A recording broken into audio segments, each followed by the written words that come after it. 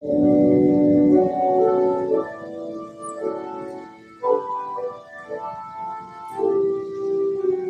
find it rather difficult to talk about generosity to some of the most generous people I've ever met. So I'll use the words of someone else today, and all credit goes to the writer. In 2019, Chris Roseland was the lead mission engagement advisor for the Presbyterian Mission Agency in the northern region of the United States. And he wrote this about a mill pond in his neighborhood. The mill pond has a couple of fountains in the middle of it that shoot water at least 10 feet into the air. Usually when the spring rains come, the water flows in and the water flows out. It's beautiful. People, young and old, fish from the banks as geese and ducks gather around. During high school prom season, teens dressed in their gowns and tuxes take turns snapping photographs from the gazebo with the fountains in the background.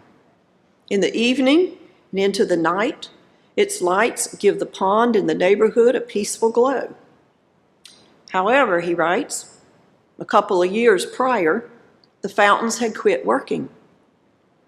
As they faced a drought during the hot summer days, no more water came in and no more water flowed out. The water level decreased.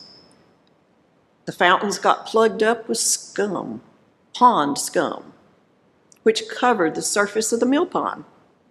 The fountains couldn't spray because the jets were clogged. The whole place began to stink.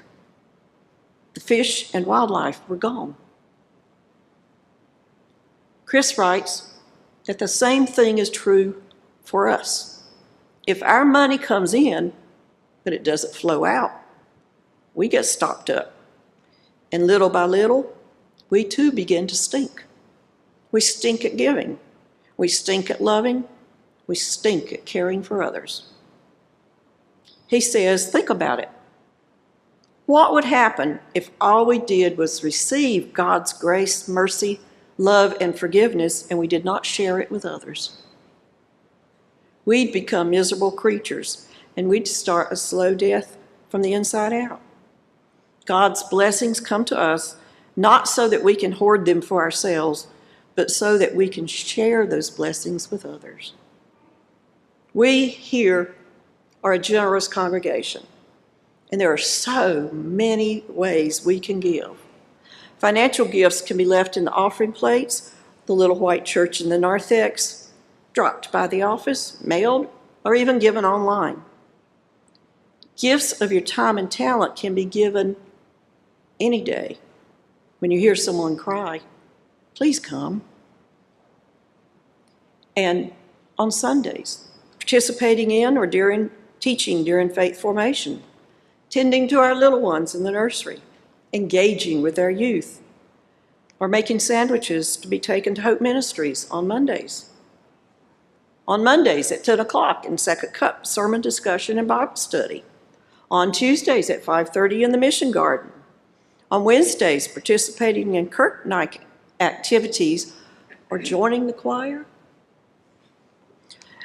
On Thursdays once a month, serving people at St. Paul's Crisis Assistance Program. You could even give on the weekends, supporting kids and youth who are playing sports, calling, writing, or visiting someone who is ill, or just someone who's lonely. Or spend it praying for our ministers and others who lead us in worship. As Marty shares her musical talent with us, reflect upon how you can give of your time, talent, and treasure this week, not just to receive your own blessings, because it's the right thing to do. Oh, and also, so you don't stagnate, clog up, and begin to stink at giving, loving, and caring for others.